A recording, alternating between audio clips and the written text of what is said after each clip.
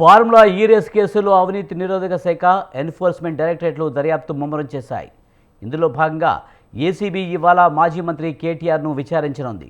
ACB విచారణకు KTR హాజరుపై suspense నెలకొంది. ఇవాళ ఉదయం 10 గంటలకు విచారణ హాజరు కావాలంటూ ఏసీబీ అధికారులు ఇప్పటికే కేటీఆర్కు నోటీసులు జారీ చేశారు. సీనియర్ ఐఏఎస్ అధికారి అరవింద్ కుమార్ 8న, హెచ్ఎండిఏ మాజీ చీఫ్ ఇంజనీర్ బిఎల్ఎన్ రెడ్డి 10న ఏసీబీ విచారణకు హాజరు కావాల్సి ఉంది.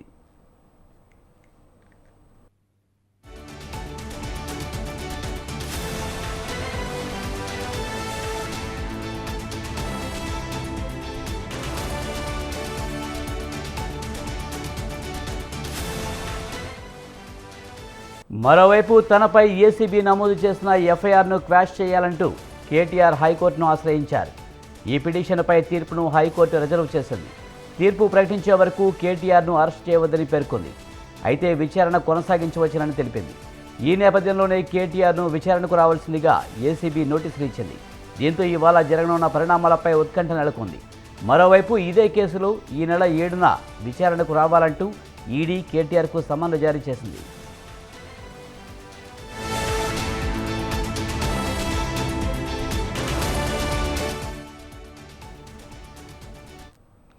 ఫార్ములా ఈ రేసు కేసులో అవినీతి నిరోధక శాఖ ఎన్ఫోర్స్మెంట్ డైరెక్టర్లు దర్యాప్తు ముమ్మరం చేశాయి. ఇందులో భాగంగా ఏసీబీ ఇవాళ మాజీ మంత్రి కేటీఆర్ను విచారించనుంది. దీనిపై మరింత సమాచారాన్ని మా కరెస్పాండెంట్ ఉషా అందిస్తారు. ఉషా, ఫార్ములా ఈ రేసు కేసుల్లో ఏసీబీ ఇవాళ మాజీ మంత్రి కేటీఆర్ను విచారించనుంది. పూర్తి సమాచారం ఏంటి?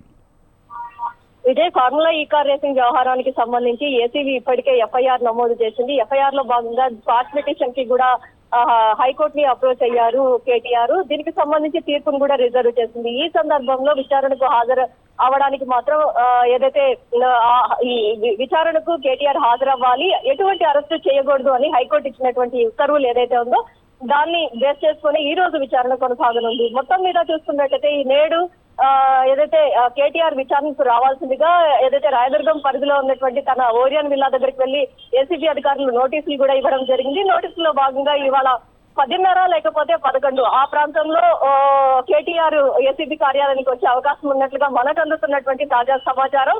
కేటీఆర్ విచారణకు సహకరిస్తారా లేకపోతే లేఖ ఏదైనా ఇచ్చి ఏదైతే వెసులుబాటు కావాల్సిందిగా ఏమైనా కోరుతారా ఏసీబీ అధికారులు అనేది మాత్రం సర్వత్రా ఉత్కంఠగా ఉందనేసి తెలుస్తుంది. మరోవైపు చూసుకున్నట్టయితే ఈ కేసుకి సంబంధించి A2, A3 గా ఉన్నటువంటి అరవింద్ కుమార్, బిఎల్ఎన్ రెడ్డిని కూడా విచారణకు రావాల్సిందిగా నోటీసుల్లో పేర్కొంది. మొత్తం మీద ఈ రోజు కేటీఆర్ ని విచారించిన ఏసీబీ అధికారులు తదుపరి రేపు ఈడీ అధికారులు కూడా కేటీఆర్ ని విచారించనుంది. వరుసగా ఈ వారం మొత్తం కూడా చూసుకున్నట్టయితే ఏసీబీ అలాగే ఈడీ భయం ఏదైతే ఉందో ఈ ఇద్దరు కూడా సమన్వయంగా ఏదైతే ఫార్ములా ఈ కార్ రేసింగ్ వ్యవహారానికి సంబంధించి పూర్తి నిధుల గోల్మాల్ కి సంబంధించి ఫారిన్ కంపెనీకి ఎన్ని నిధులు గోల్మాల్ అయ్యాయి అన్న కోణంలో ఈ ట్రాన్సాక్షన్స్ మొత్తాన్ని ఎదుట ఉంచి ఏదైతే కేటీఆర్ ఎదుట ఉంచి మొత్తం కూడా ప్రశ్నించే అవకాశం ఉంది. అసలు ఫార్ములా ఈ కార్ రేసింగ్ వ్యవహారంలో ఎంత నిధులు ఫారెన్ కంపెనీలకి మళ్ళాయి, అదే విదేశీ కంపెనీలకు మళ్ళినటువంటి నగదు లావాదేవీలకి సంబంధించి పూర్తి సమాచారాన్ని కేటీఆర్ ని అడిగి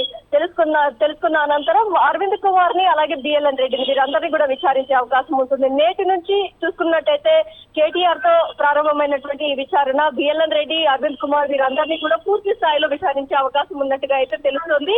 ఏదైతే సీనియర్ ఐఏఎస్ అధికారి అరవింద్ కుమార్ 8వ తారీఖున అలాగే హెచ్ఎండిఏ మాజీ చీఫ్ ఇంజనీర్ బిఎల్ఎన్ రెడ్డిని 10వ తారీఖున ఏసీబీ విచారణకు రావాల్సిందిగా నోటీసుల్లో పేర్కొంది. ఏసీబీ అధికారులు ఈడీ మొదట చూసుకున్నట్టయితే A3 నుంచి ప్రారంభించింది నోటీసుల పరంపర. కానీ కేటీఆర్ రేపు హాజరవ్వాల్సిందే. ఈ ఇద్దరు ఎవరైతే ఉన్నారో అరవింద్ కుమార్, బిఎల్ఎన్ రెడ్డి ఇప్పటికే తమకు కొంచెం గడువు ఇవ్వాల్సిందిగా కూడా ఏసీబీకి జాయింట్ డైరెక్టర్ ఎవరైతే ఉన్నారో అతనికి లేఖ కూడా రాయడం జరిగింది. కాబట్టి రేపటి నుంచి ఈడీ విచారణ కూడా ముమ్మరంగా కొనసాగబోతోంది. నేడు ఈ విచారణకు 10:30, 11 ప్రాంతంలో కేటీఆర్ ఏసీబీ కార్యాలయానికి వచ్చే అవకాశం ఉంది.